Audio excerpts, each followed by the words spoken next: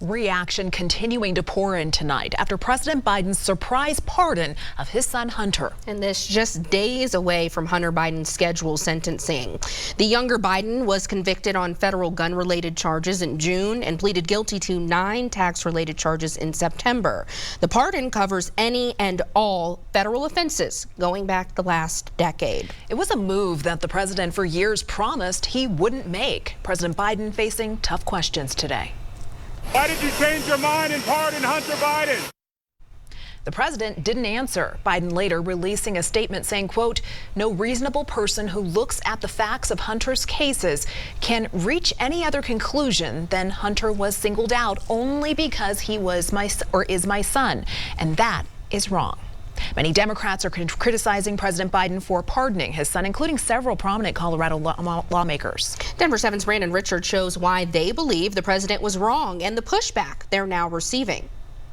Well, Governor Polis was the first prominent Democrat to criticize the president's pardon, but soon other Colorado Democrats joined him. President Biden faces growing criticism from members of his own party for pardoning his son Hunter.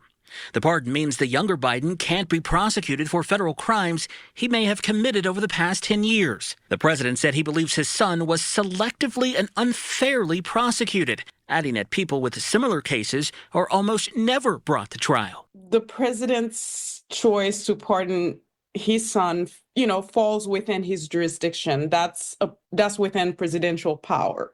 Colorado State Representative Junie Joseph says despite her support of President Biden, she disagrees with his choice. The message it sends is that we will take care of our own, right? And it really doesn't matter. The law applies differently to those in power than it applies to regular folks. Colorado Governor Jared Polis was the first prominent Democrat to criticize the pardon. Polis said the president put his family ahead of the country and set a bad precedent future presidents could abuse. Polis received swift backlash from other Democrats, many still upset about the praise he heaped upon RFK Jr.'s nomination as Health and Human Services Secretary last month. State Representative David Ortiz called Polis a pandering wealthy jerk. He's entitled to his opinion, and he's also our governor.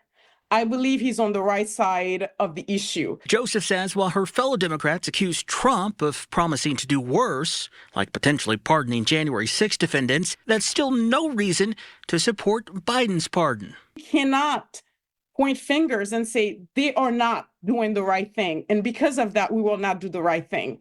I don't believe that is the right way to go. The governor's office says he was not available for an interview Monday. In Denver, Brandon Richard, Denver 7.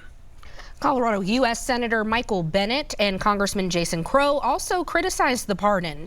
Bennet said it, quote, further erodes Americans' faith that the justice system is fair and equal for all. Crow added while he sympathizes with the father's love, he believes the pardon was a mistake.